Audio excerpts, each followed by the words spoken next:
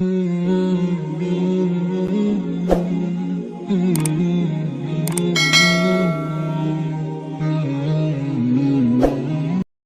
sallallohu alayhi vasallam Makka da turgan paytida majnun deyishdi mushriklar, kazzob deyishdi, kohin deyishdi, sehrgar deyishdi, xolaganini deyishdi.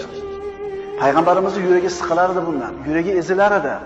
Alloh taolo nima deyapti, diqqat qilinglar. Birodarlar, siz haqingizda xohlagan gapini gapirsin. Sizning ustingizda xohlagan ishini qilaman desin. Kim aytgani bo'ladi? Alloh aytayapti.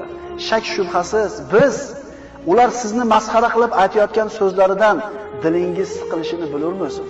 Bandalarim dillari siqilayotganini men bilaman, deyapti. Muhammad alayhisalom haqida shunaqa gap gapirilgan. Ey Muhammad alayhisalom, bularni gapirayotgan gapidan qilayotgan ishidan sizni dilingiz siqilayotganligini men bilaman, deyapti. Endi nima qiling, deyapti.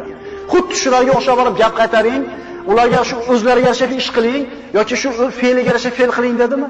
Nima deyapti? Voy parvo qilmang, deyapti. Oyat davomini o'qiymiz.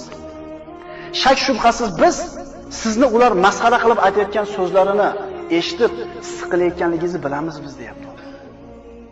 Bas siz Parvardigoringizga hamda aytish bilan u zotni sheriklardan poklang va sajda qiluvchilardan bo'ling. Parvo qilmang, deyapti.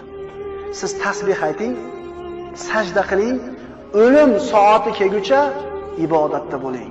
Ishingiz bo'lmasin ular bilan. Wa'bud robbaka hatta yatiyakal yaqin. O'lim soati kelgunicha, haqiqat soati kelguncha ibodat bilan shug'ullaning. Bularga parvo qilmang. Nima bo'ldi oqibati? Payg'ambarimizni jinni degan, majnun degan, kazzob deganlar payg'ambarimizni oldiga kelib turib, kechirib qo'ying deb turishdimi Makka fathida? Iymonga kelishdimi?